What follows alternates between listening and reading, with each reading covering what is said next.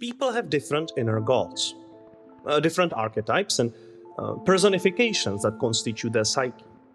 In some sense, our existence is based on performative worship of these inner archetypes, which then serve as the structure of our value hierarchy. We meet them in dreams, in visions, we feel their influence with every breath, and we see them in the world around us, in mythologies, in stories, in statues, in art. And for me personally, one of the most important archetypes is beauty. More specifically, divine beauty.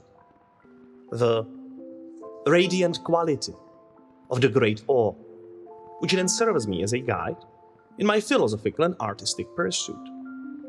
But what is beauty?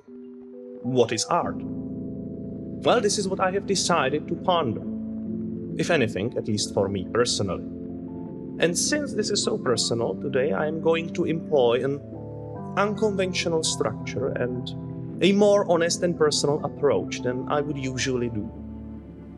Well, without further ado, welcome again to Magne Mirare.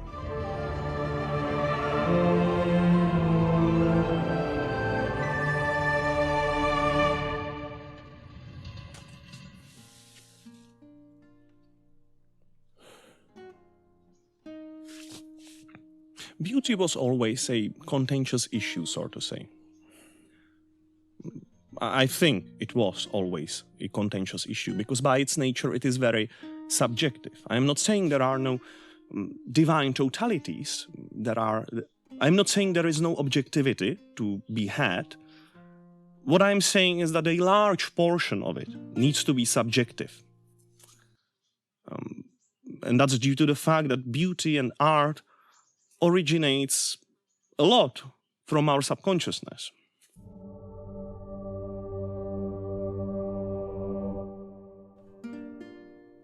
Does art always need to be beautiful? What is beauty or art? These are pretty hard and pretty general concepts. And, well, I think we should delve, therefore, into them. And it is not easy to answer whether art should always be beautiful. But I think we need to first ask ourselves, what is beauty? I have been thinking about beauty for a long time. It took me some time to become a functional human and to become not an alien planted in this world, to somehow integrate and start to feel beauty and start to be open to beauty. But once it happened, it was sort of, well, that was my mystical, spiritual experience, to see the world hidden behind world, the universe hidden behind world. And this is the curious thing about beauty. It sort of reveals itself in the world around us. It peeks through, like some kind of light, hidden, shining, incredible, beautiful, radiating light, hidden behind a puzzle and labyrinth and myriads of layers of material complexity.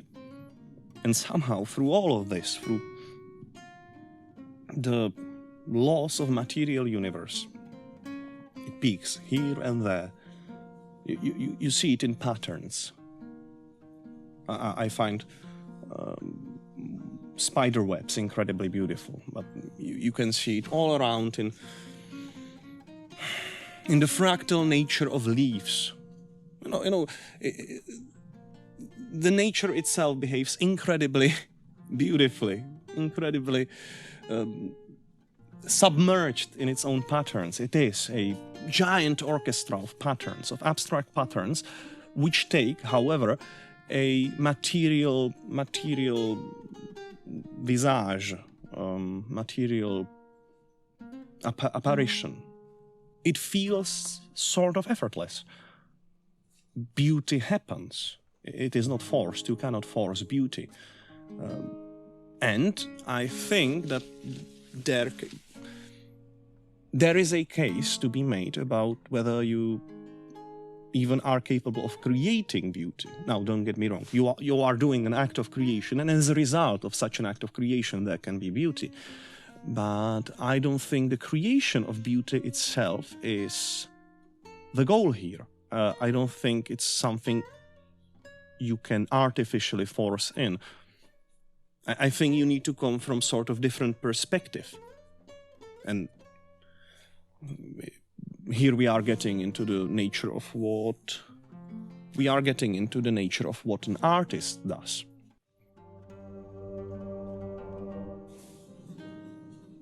Here on the channel I have been talking a lot about a concept, the concept of great awe. Magne Mirare means be in awe, give yourself to the great awe. It has been a concept that I have found valuable in many situations in my life. When you are nervous or stressed or anxious, you can replace that with the feeling of awe, of curiousness, of sort of being surprised, like, Jesus Christ, look what the universe has done, what is happening to me,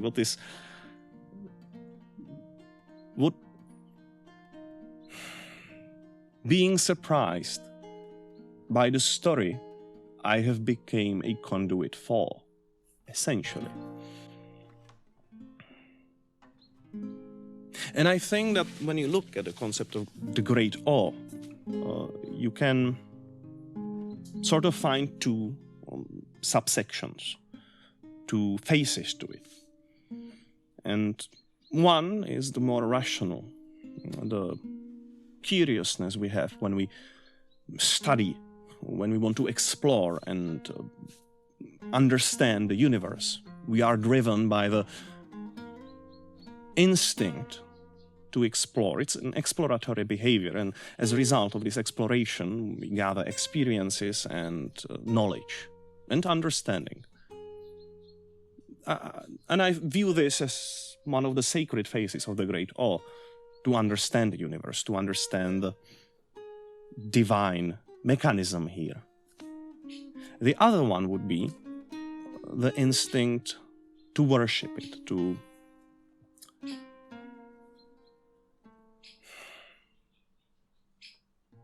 sort of become part of it, I guess, to become a conscious actor in the divine creation.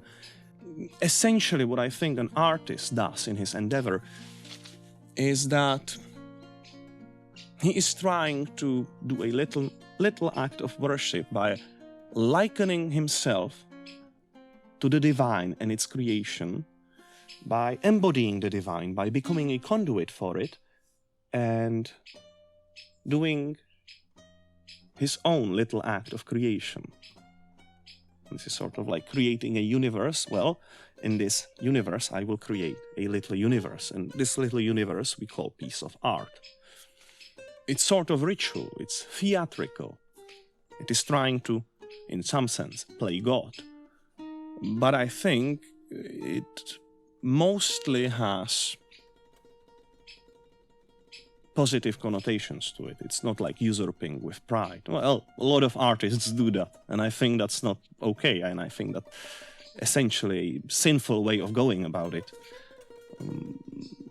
Nonetheless, I view this core issue here, trying to liken yourself to God and sort of worship him through doing the same stuff, I guess. I do not wish to impose on the world that there is only one way of going about art. I do not want to say this is the only correct, virtuous way of doing it. However, subconsciously or emotionally, I feel like it is the case, like there is one way of how to go about it and the rest is sinful. Sort of an inner dilemma here. I think there are better ways of going about it, essentially. Doesn't mean you can't create great art if you go about it in a different way. But I think an artist would be better off if he chose the virtuous path, essentially. You know, just look how many great artists created an incredible piece of work, and they themselves have been an incredible piece of work. It's sort of a lot, and a lot of the problems we see today is, especially in America, but all around in the general modernist civilization, is sort of perversion of what art is and what beauty is, and how we should go about it. It probably relates to the fact that we have lost the uniting civilizational ethos. We have lost the tradition of certain kind of beauty that was considered to be objective, and at least consensually, you know, like this was the consensus was that this is the objective beauty. We have lost that, and hence we are surrounded by different subjective manifestations of what beauty can be, what art can be, and for a lot of people it became this, well, this liberal freedom, this destruction of all shackles and all anchors. And suddenly art is all about expression. You know, I want to express myself, I want to do this. And it's not like that's bad. You know, I too want to express myself. You know, I see the value for expression. But by just doing an expression, I'm not doing just art. You know, by just screaming something or being conceptual. Art needs to have something more.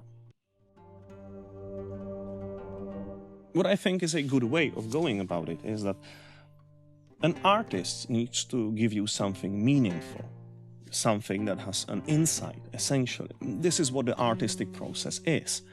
You, as an artist, you delve into your subconscious, you do some inner mental work.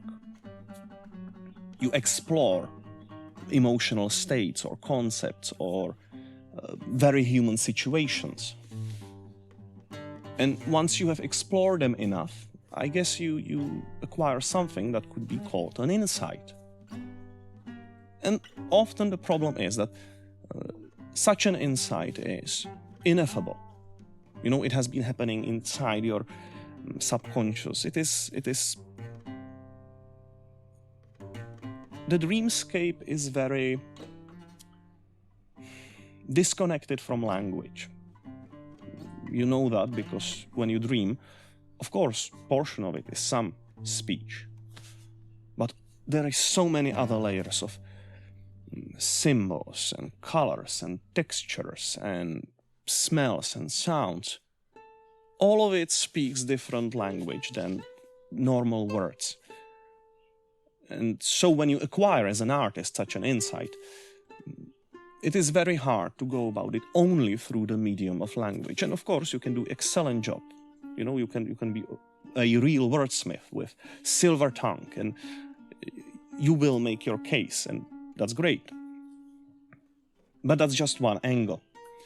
So I guess what you do next as an artist, you are trying to find a medium or skill through which you can externalize this inner insight, this knowledge that you feel is worth sharing.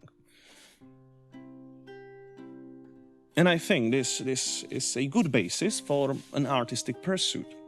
You are doing something meaningful, because meaning is how we orient ourselves in this universe.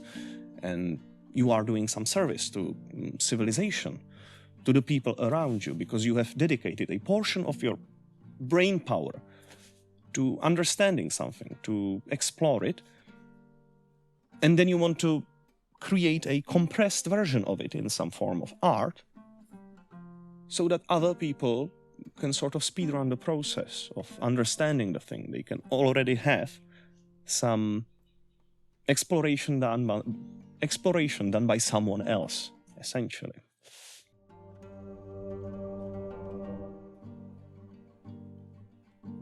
The loss of uniting ethos about art and about beauty has caused this, let's say, a rift in the modernist civilization. And there are, let's say, two extreme camps. One camp is the conceptual, art can be anything, bro, and it's just about your expression and go with the flow and all of that. And then you look at what they are doing and it's a bunch of, I don't know, crazed, tattooed, piercing riddled. And I have nothing against piercing or tattoos, but you know what I mean, the kind of type. The extreme liberal arts student, something like that.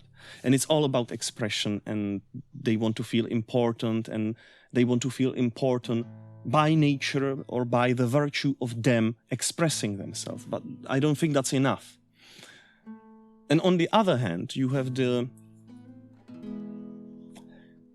let's say, critical, more traditional approach, which nonetheless is extreme. And that one is screaming something about, we have lost beauty and beauty is objective and this is how beauty looks. And they proceed to give you some subjective idea of beauty, just the one they have. And they want it to be the standard. And this crowd is sort of obsessed with mastery of skills.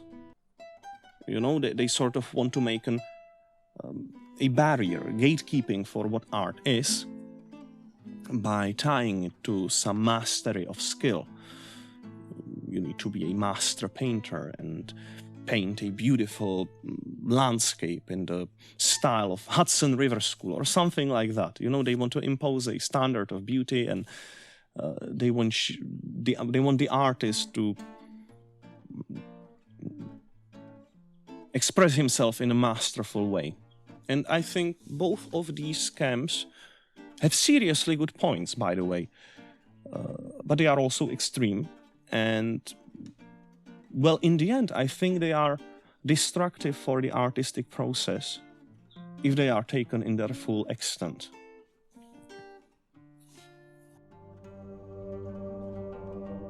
In the end, all of it is sort of a mixture. Some subjectively compiled mixture of different approaches you as an artist develop throughout your life. And in the end, this is what your signature style is. How much weight you put on mastery of a skill. How much natural talents you have been given. Also, you know, this is not a level playing field.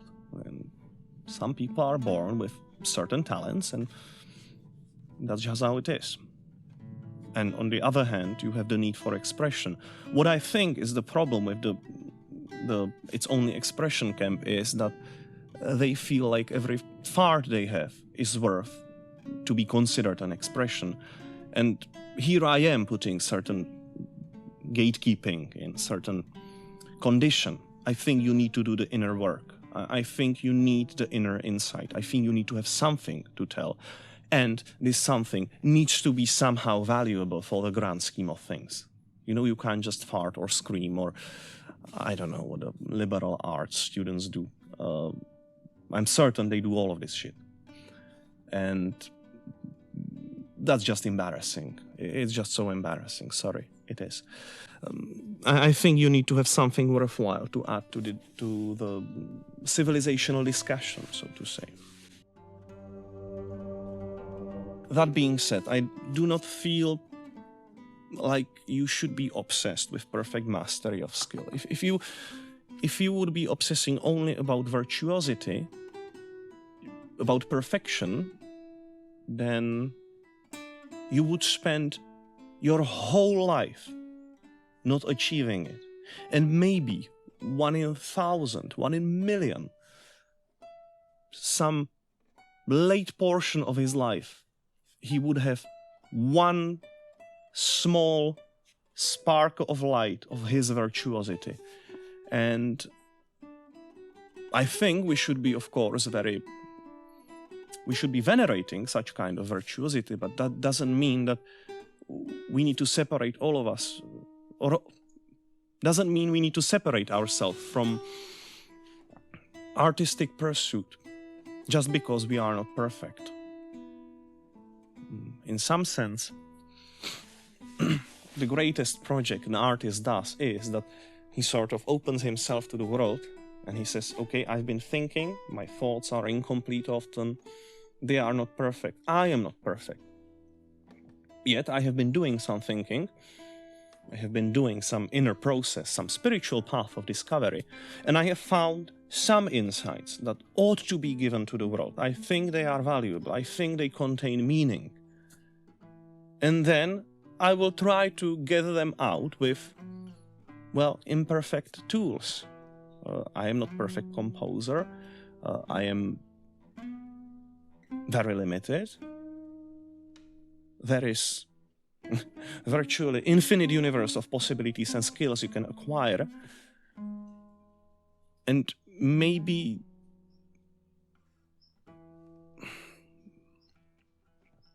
it's the path. It's about the path you are taking.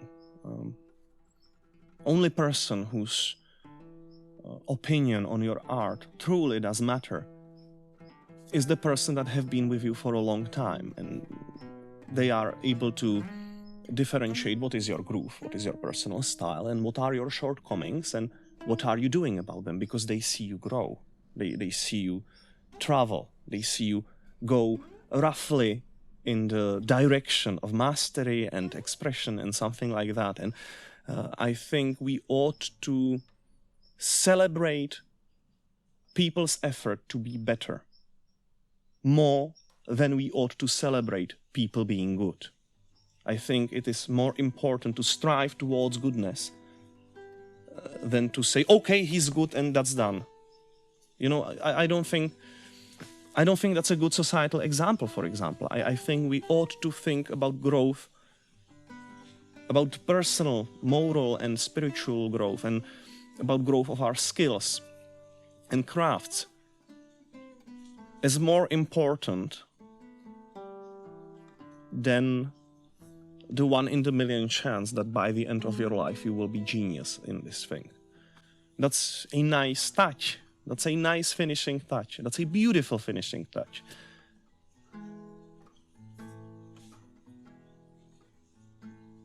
But I think it's more worthwhile to keep trying, even though it's not the best. And I think more people need to do this.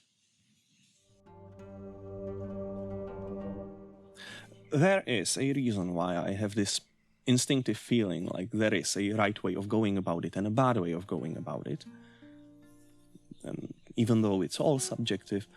And the reason is that when you decide to go about it the wrong way, you can very easily open yourself to the destructive side of creativity.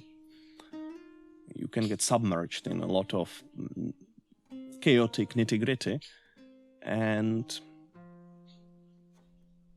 if you do not have the virtuous strength of your mind, of your spirit, then you yourself can be claimed by the chaos, and you become a destructive force in this universe.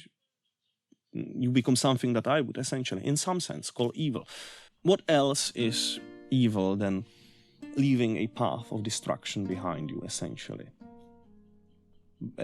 Instead of striving towards a mastery, at the end of your life, you look behind and you have caused more damage than you have repaired, essentially. And I think this is a big danger for the It's Just Expression crowd, because they lack the firm moral compass, or some moral compass. You know, it doesn't have to be firm. Fucking hell. Some is better than none. And what the empty modernist civilization is doing with its obsession with consumerism and materialism and, you know, killing all them gods and killing all them traditions and killing all that spirituality, it is robbing us of this compass, you know, and this is why so many people have given themselves to hedonism or nihilism. In some sense, and I am not saying a nihilist or hedonist is evil, what I'm saying is he is conduit for evil. And in the end, his story will be one of evil. well, I think we should just go a different route about it. On the other side, if I was to criticize the other portion, it needs to be objective beauty, whatever that is. Well, I think that this portion doesn't have a healthy relationship to beauty. And you might have noticed that I'm sort of separating art and beauty, even though I like my art beautiful. And I personally am obsessed by beauty, by the concept of it. As I said, it's sort of my personal god. But I don't mean just visual beauty, I mean sort of the spiritual beauty, the radiant light, the realization of radiant divine light, essentially. I think that this is the only objective part of it. It's the divine light of creation. That's the only objective thing, and all the rest are just secondary manifestations through something that is subjectivity. The only thing objective is the tree of subjectivities has a common root in the divine seed, essentially, the divine singularity. And when beauty peeks at you, it's sort of Brahma or universe winking at you through some of these subjectivities, through something effortlessly happening. You look at it and you see the pattern of the universe is looking back at you. But I think it needs to come by itself. I think it needs to be effortless. I think the artist, essentially, well, he should pursue beauty and he should pursue some skill, some mastery, but he shouldn't be forcing it. What is the important thing is the insight, the meaning. And when you lay out your meaning correctly before the world, the meaning itself will dress itself in the robe of beauty. It will do it effortlessly.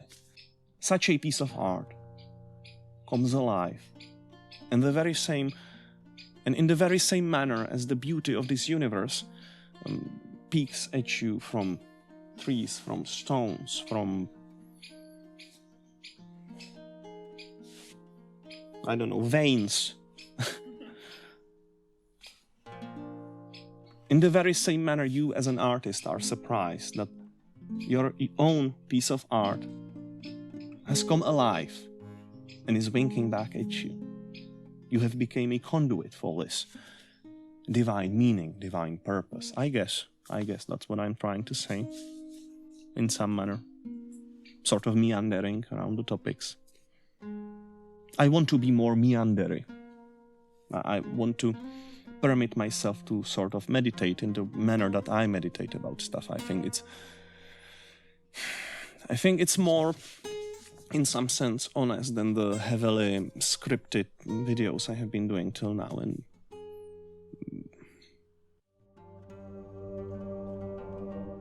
one thing I want to talk about is the difference between art and content, or the relation, not even the difference, but the relation between these two concepts. An artist makes himself vulnerable when he puts a piece of his soul outside. He shows it to people. Here, look what I've made. And, well, because due to being in an art-driven society, human focus and human time has become a commodity. It has an economic value, essentially. And because it has an economic value and it has and we live in a capitalist consumerist society in some sense. Not in some sense, fully. Of course, people started to over-optimize this into oblivion. How to make the perfect piece of art that will get as many economical value out of people's time. And this is what I understand as contentification. Suddenly, it's not about doing the piece of art or being you. It's about making money through craftfully creating a product. Content creation. This is what it is. To be algo friendly, to have the best title, to have the catchy thumbnail, and all of that stuff. And I think it's sort of a vicious cycle that places wrong incentives on art and or human thought, and on creativity and on the human endeavor. I don't think it is healthy.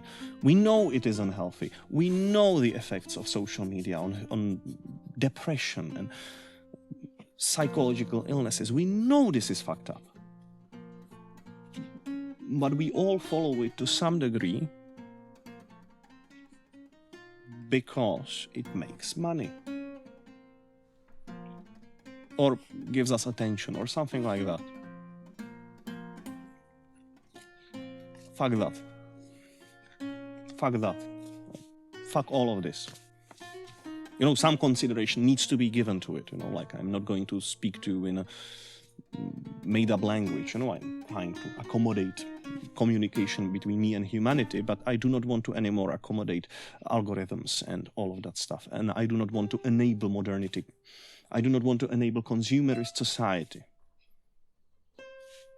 Yes, it's all matters of degrees. You know, you can never escape the samsara fully, but I think you can go healthy about it, or healthier, I guess. It's up to our generation to find how the fuck should we do this. Well, maybe it's time to get personal.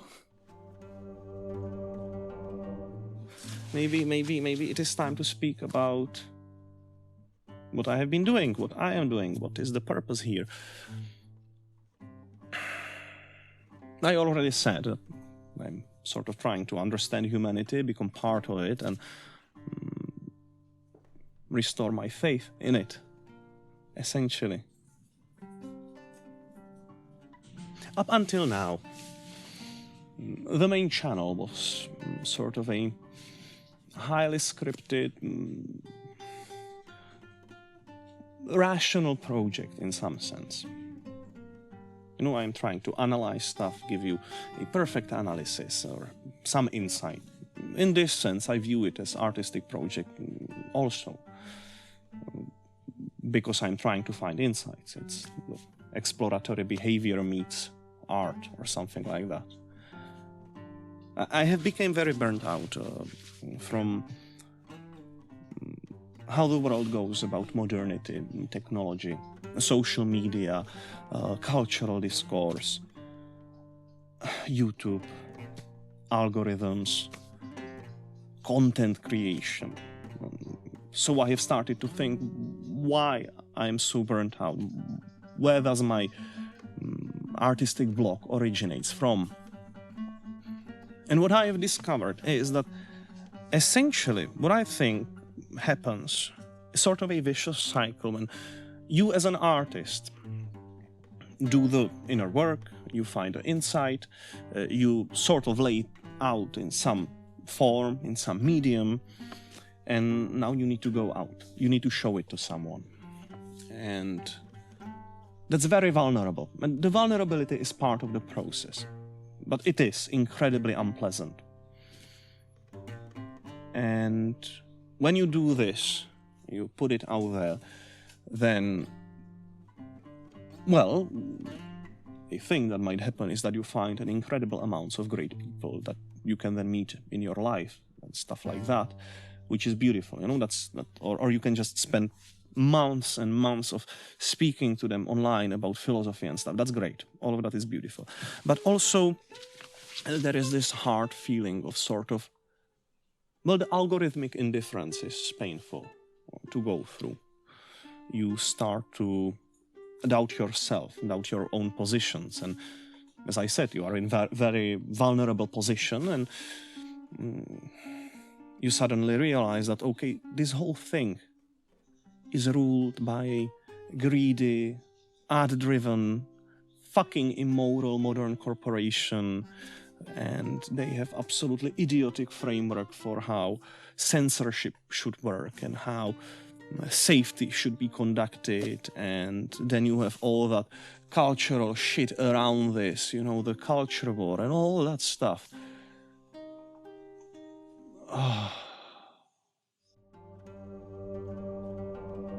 I do not want to be ruled by general consensus, because general consensus doesn't work.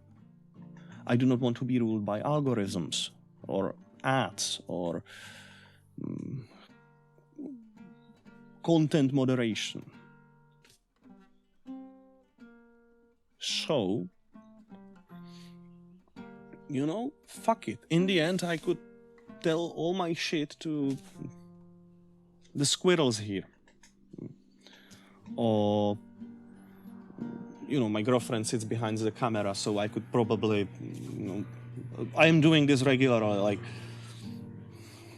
like an avalanche of thoughts, and she needs to deal with it. Yes, but I could essentially just talk to the nature, like I don't know which one it. I think Saint Columban the Younger or someone like that. He was preaching to seals, or it was the Columban older. I'm riffing. It doesn't matter. That doesn't matter. It's common occurrence in the legends about preachers who preached to the animals and trees, and I think I get them. I think there's enough beauty in it by itself, I guess. So, as you might have noticed, this is a pretty substantial change of format, of the way we go about it on this channel. And the reason is because I need some form of change. I need to sort of embody a different perspective. The world of doing, I don't know, YouTube videos or something like that takes itself very seriously. You know, we have all the analytics, all the statistics, and this is the viewer retention, and this is the click-through rate, and this is this, and this is that, and then you have huge amounts of people who are saying, well, this is the way how to go about it, and then you have the thumbnails where everyone has their fucking face in some terrible monkey-like visage. I don't like it. A lot of people are focusing on shock value or incredibly shallow techniques or incredibly shallow approach. And I do not want to, you know, like, there is a huge amounts of great people who do great stuff. It's not like it's all bad. It's just, I find portions of it to be objectable. And I do not want to find myself on such a path, essentially. And alas, I decided to focus more on music, on the other face of the great awe. Instead of exploring and describing and doing analysis, create something original, work on something original, sort of embody the thing. If we want to have a great culture, we cannot just talk about the culture. We cannot just talk about our civilization. We need to actively start doing stuff. We need to produce something, strive towards some kind of beauty actively and work on it. Have something to offer.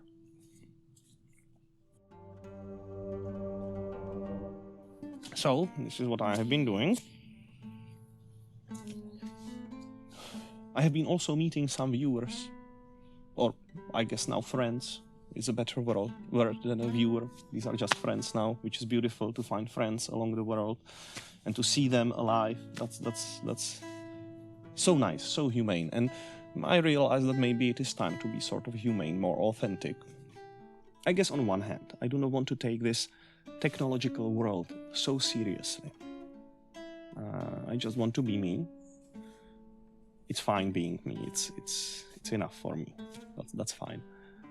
And I want to have fun. I want to continue some kind of creation. You know, the channel will continue. I will eventually, probably, get to finishing the Christianity series, and I have huge amounts of other stuff I want to talk about. On the other hand, I also want to just make music. I want to produce something, and I want to produce it, well, look, I am my own target audience. I have found out that I am my own incredible fan, like my biggest fan, because I really like to listen to what I do. You know, I do it for me to listen later. But I would like it to be more useful to other people. So I am essentially searching for anyone who wants to do something fun. You know, if you play an instrument, well, let's do something with that fucking instrument. Or let's create some art. Let's create some testimony of our generation in some shape or form. Essentially, I am searching for more artistically inclined friends.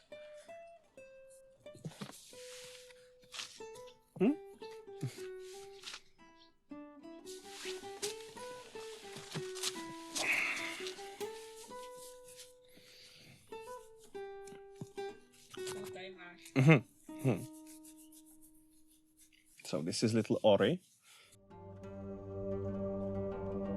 Here is a funny thing. I had a musical YouTube channel before the main channel. It was sort of hidden and it doesn't exist anymore. I translated all the stuff from it to my Forte Mirare channel.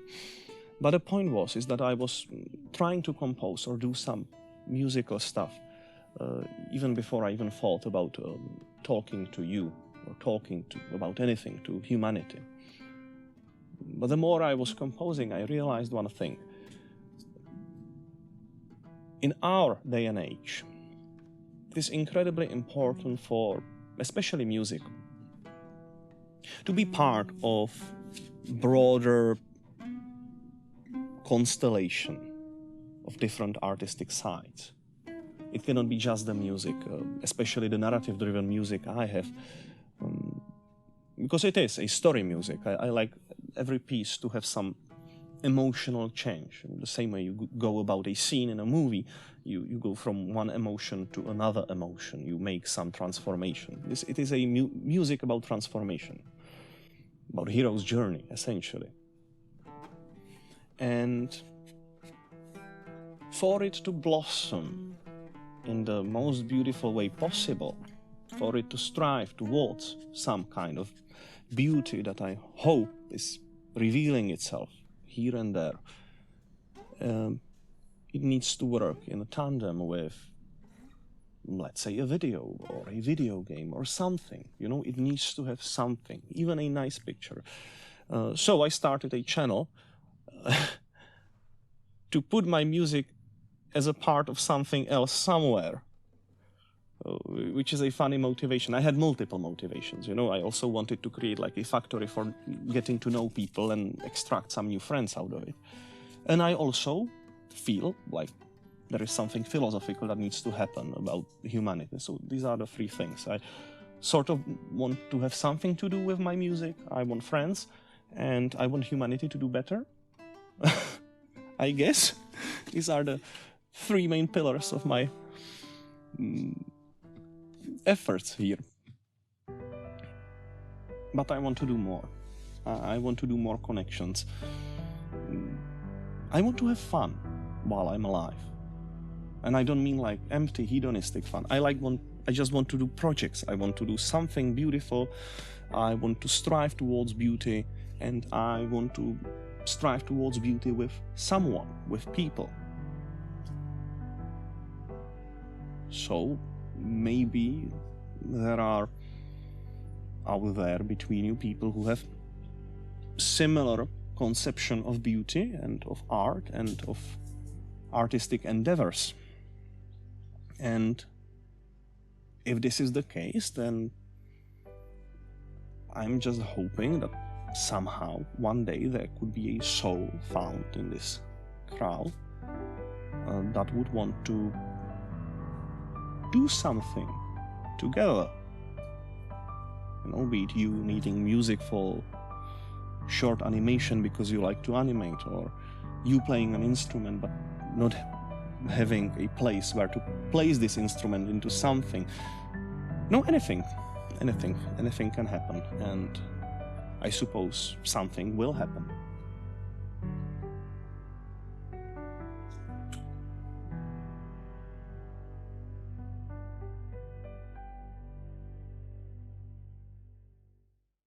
well, so this is me, the voice behind the disembodied I that all schizophrenics see when they close their eyes or have visions or dreams. They see this I am using as my conduit, as my avatar in the technological space. But this is the voice behind it and face, I guess. So, well, if you want to contact me or, just talk and chat or talk beauty or give me your opinion, well, the best way is, by the way, to put it in comments under the video, because it makes the thing come alive and some more people will see it, I guess. Maybe. Maybe YouTube will ignore it. You never know. You never know with YouTube. You truly do not. It's just random. There is no pattern to it. Fucking hell, there is no pattern to it. Now I'm just having fun with it. I just accepted the absurdity of it, and now I can think about it, talk about it, but not be obsessed about it. I just have fun with it. Anyway, you can contact me on preferably Discord, because Discord, I'm there all the time. You can also try Instagram, but I do not open it often. Oh yeah, also I wanted to say I have an Instagram now, that much for me rejecting social media. I have an Instagram now, but it looks very beautiful. My girlfriend, who is responsible for all the visuals on this channel, meaning the geometric patterns and all of that stuff, she's much more visually inclined than I am. She did a beautiful overhaul of my musical channel, and she used a similar style for this beautiful Instagram where I put my music. So link is in the description, and you can find the very same music I am posting on my second YouTube channel there.